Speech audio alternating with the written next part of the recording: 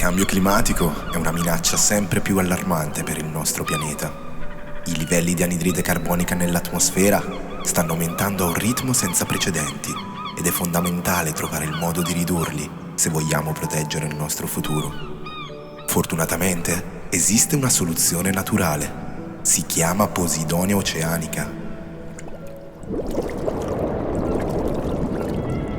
La Posidonia oceanica, riconosciuta dall'UNESCO come patrimonio dell'umanità, è una pianta marina che cresce solamente nel Mar Mediterraneo e svolge un ruolo fondamentale per l'ambiente. Assorbe anidride carbonica e produce ossigeno a un ritmo molto più veloce rispetto alle piante terrestri.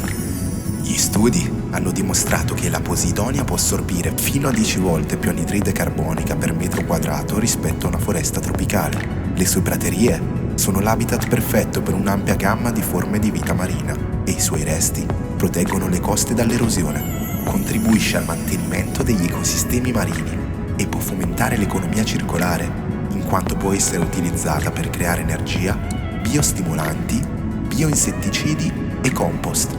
In questo modo si massimizza il valore della Posidonia e si riducono al minimo i rifiuti nell'ambiente.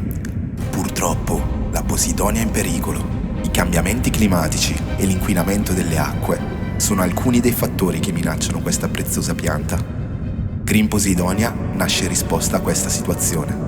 Stiamo lavorando per costruire un vivaio marino a Valencia per la riproduzione della Posidonia oceanica e abbiamo bisogno del tuo aiuto. È necessario che più persone conoscano il valore della Posidonia e contribuiscano alla sua protezione. Se vuoi partecipare alla lotta contro il cambiamento climatico e alla protezione dei nostri oceani, unisciti a noi nel progetto Green Posidonia. Visita il nostro sito web per avere maggiori informazioni e scopri come puoi contribuire.